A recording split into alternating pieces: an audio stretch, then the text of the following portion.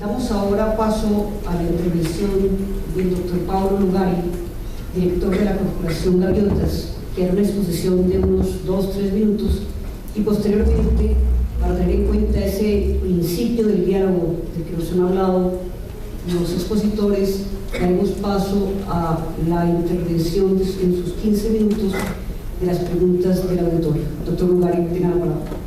Muchas gracias. Es difícil hablar después de oír la capacidad instalada mental, como alguna vez lo señalara el presidente Betancourt, que aquí me ha tocado escuchar a los expositores anteriores. Sin embargo, trataré de hacer algo en este sentido. Una regeneración permanente de ellas para que este entusiasmo no aborrezca. Decía mi padre que vale más una persona con entusiasmo que un premio Nobel de primero. Fue así entonces, como hace 40 años, un grupo de colombianos disciplinados e indisciplinados, con academia y sin academia, ingenieros e ingeniosos, nos adentramos en la mitad de la Orinoquia, en un sitio lejos de todo y cerca de nada, que lo llamamos Gaviotas, en vez de denominarlo Centro de Investigaciones para el Trópico Húmedo, lo cual producía cierta lejanía de nuestros futuros vecinos, porque en ese entonces no lo sabíamos. Estábamos lejos de todo y cerca de nada. Y en aquel entonces, parodiando al poeta, gritábamos en la mitad de los llanos, además como una terapia de la farina, y lo único que nos contestaba era la voz del silencio. Pero esto fue precisamente lo que hizo una investigación poética, porque no hay nada más creativo que la poesía, a pesar de las realizaciones cotidianas y prácticas de Gaviotas, como la que hicimos en Medellín hace 30 años, al hacer la instalación en ese entonces de agua caliente por la energía solar más grande del mundo en la nueva villa de Aburrá, que todavía funciona perfectamente, porque no se trata de consumir más, sino de consumir mejor. Pero, ¿cuál fue nuestro eje? Nosotros trazamos caminos con derecho al atajo. No creemos en los estilos y en los esquemas preestablecidos, pero había un eje del cual todos estábamos convencidos, que era el eje de la sustentabilidad, cuando en ese entonces la opinión pública mundial apenas asomaba a estos intentos de conceptualizar la sustentabilidad. Y me acuerdo que unos meses antes, algunos de esos peregrinos hacia Gaviotas habíamos estado en una conferencia de nuestro amigo más tarde, Carl Sagan, el director del Departamento de Astrofísica de la Universidad de Cornell, que decía: en ciencia y tecnología la única verdad sagrada es que no hay verdades sagradas. Y eso hizo que tuviéramos que intentar un proceso de desaprendizaje. Eso hizo que la forma en que nosotros mirábamos tecnológica y científicamente la zona de vertiente y de cordillera no era la apropiada para desarrollar sosteniblemente la altillanura del trópico cálido de la cuenca del Orinoco, o del soberbio río Orinoco, como lo llama la Cundodera.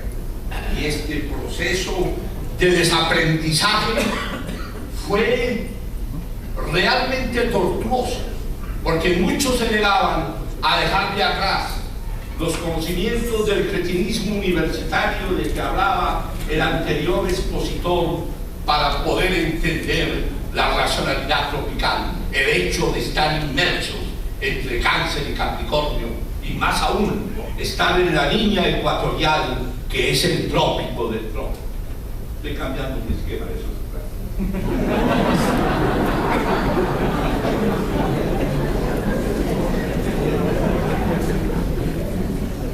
Decíamos, como luego también lo sostuvo el presidente Betancur en la Universidad de Antioquia y en Maracaibo, de que estamos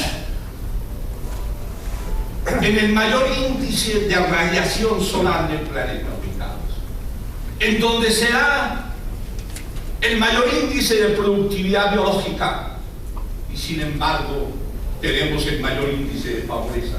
¿Qué pasó? Somos ricos y somos pobres. Es lo que yo llamo el milagro de la pobreza, porque en donde es imposible ser pobre no somos. Es un milagro.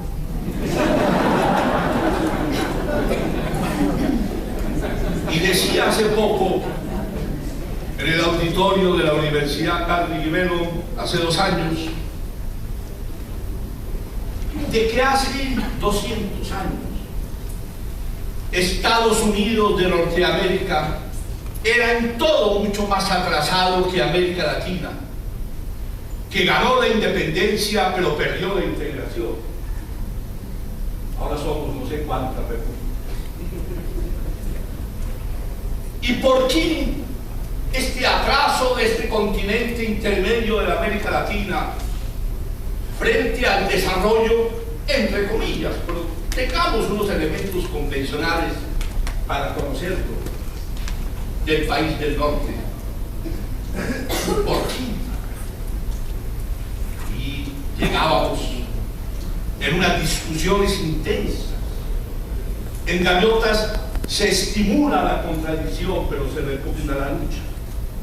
Es un diálogo permanente, el que está mucho más allá de la simple dialéctica de la tesis y la antítesis para llegar a la síntesis. Creemos que la síntesis de 2 aspectos, lograda solamente sobre 2 enfoques, es algo atrasado en términos de análisis de desarrollo. ¿Por qué? Nos preguntábamos entonces, mientras Estados Unidos le dio espacio a la libertad del pensamiento, con figuras tan extraordinarias como Franklin, el presidente Jefferson y otros. Allá era muy importante ser inventor y político al tiempo. Como alguna vez cuando tuve la oportunidad de visitar la ensambladora de Toyota en Nagoya, Japón, le pregunté al jefe de la coordinación de visitas, ¿cuál es la clave de Toyota? Y él me decía, aquí todos trabajan y todos piensan. No nos sirve solamente el que piensa, ni tampoco nos sirve solamente el que trabaja, sino el que desarrolla las mismas actividades al tiempo.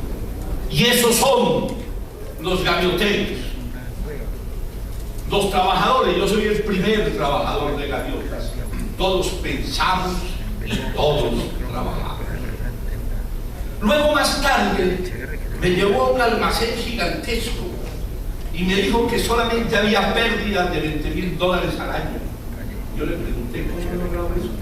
Es que aquí no hay sapos. Y dijo, aquí no hay sapos porque todos somos sapos. Es decir, es la actitud cultural finalmente, más que la aptitud que se consigue después, lo que hace factible el desarrollo de proyectos de esta naturaleza. Pero decía más tarde, en una conferencia que tuve la oportunidad de dictar en el laboratorio de los Álamos, en New México, rodeado, nunca supe por qué, de grandes seguridades y de cierto misterio, de que el planteamiento del calentamiento global, que para mí no es válido, y aquí es donde yo quiero demostrar la falta de complejidad para analizar los problemas planetarios, que el planteamiento del calentamiento, que en realidad lo que hay es un recalentamiento, porque si la Tierra no tuviera una temperatura promedio de 15 grados, pues no estaríamos hablando de esto. Así es. Lo que hubo es un recalentamiento por el dióxido de carbono generado por el hombre, por las actividades del hombre, que es lo que nos pone en peligro si de aquí al año 2100 superamos 2 grados adicionales. Es lo que realmente. Pero sin embargo, ese planteamiento de la simple elevación de la temperatura con las consecuencias que ella tiene, me parece reduccionista, me parece lejano de la complejidad. No tiene conexión. ¿Por qué? Primero,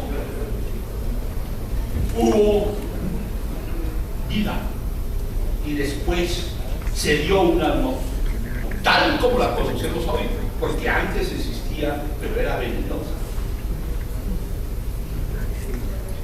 Y esta composición de nuestra atmósfera, de nuestra bioatmósfera, que está dada por 78% de nitrógeno, 21% de oxígeno, de 1% de argón y otros gases raros, y algo también de dióxido de carbono natural, está ligada, para mantener su estabilidad dinámica, a la cantidad de biomasa que hay en el planeta, que en un 99% es vegetal. Y la Tierra, como lo describe Mario Calderón en un libro que está escribiendo sobre gaviotas, lo más importante es recuperar la piel de la Tierra, la vegetalización, la arborización de la Tierra. Porque en este momento tenemos un 30%. Si ese 30% llegase al 15 o al 20 nomás de la cubierta vegetal, nosotros creemos, lo de menos es el efecto invernadero, es que la composición química de la atmósfera y su patrón de comportamiento, sin esa cantidad de biomasa, todavía puede permitir la vida, y sobre todo la vida humana, como también lo señala Adam Weissman en su libro sobre mundos y nosotros, con la Tierra sin humanos, que está próximo inclusive a presentarse un video sobre esa materia. Porque además de la composición de la Tierra, que fue mi planteamiento en Carlos Rivero, hay que tener en cuenta su patrón de comportamiento. Sí, señor. Si nosotros cogemos los compuestos o los elementos del cuerpo humano y lo ponemos en un recipiente y le ponemos algo de electricidad y una radiación solar simulada, no vamos a tener un cuerpo humano, aunque están todos los elementos, porque lo importante es la arquitectura, es su patrón de comportamiento, y ese patrón de comportamiento está articulado a los sistemas vivos, es decir, a la biomasa.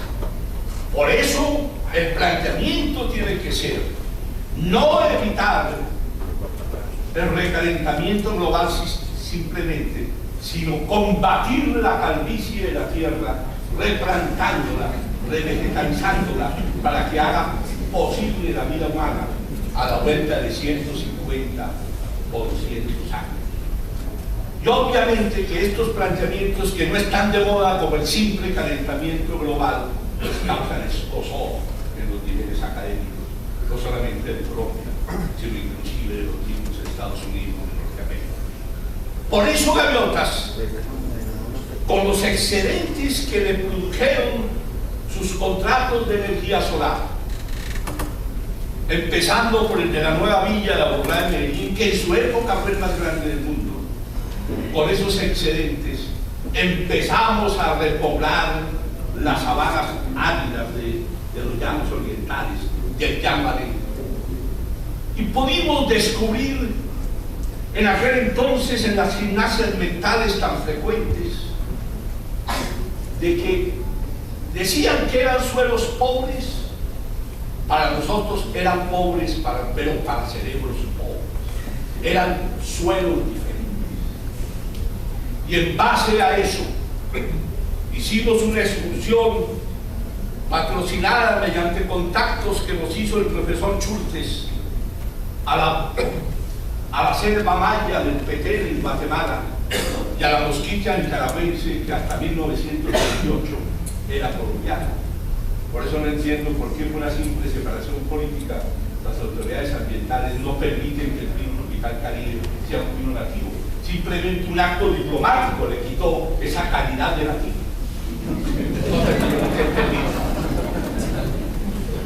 Y este bosque, ya voy a terminar, afortunadamente cambié de opinión, es un bosque de 8.000 hectáreas, el bosque más grande sembrado en Colombia hasta la fecha. Pero esto no fue un proyecto de reforestación, fue la conversión de unas sabanas áridas en un bosque tropical. Ese es el concepto, recuperando la piel de la tierra, replantándola, para que sea posible la composición de la atmósfera y su patrón de comportamiento. Y además, hoy por hoy, la cosecha de este bosque, su sudor, es el que le da los mayores ingresos a la Fundación Gaviotas, porque además de la colonia y la trementina, de ahí, de ese sudor, dentro de un concepto de una ciencia regenerativa, estamos obteniendo de una manera insólita todo el combustible que usan nuestros 8 tractores y nuestras 4 plantas eléctricas. Para terminar, quiero repetir algo con que termino mis intervenciones, y es que es muy importante que entiendan esta frase de Da Vinci, que resume de una manera extraordinaria la complejidad, al decir: todo está hecho de todo, todo viene de todo y todo regresa a todo. Por eso, para terminar por segunda vez, yo quiero decirles que no olviden que la madurez consiste en realizar los sueños, y el que no sueña es porque está dormido. Muchas gracias.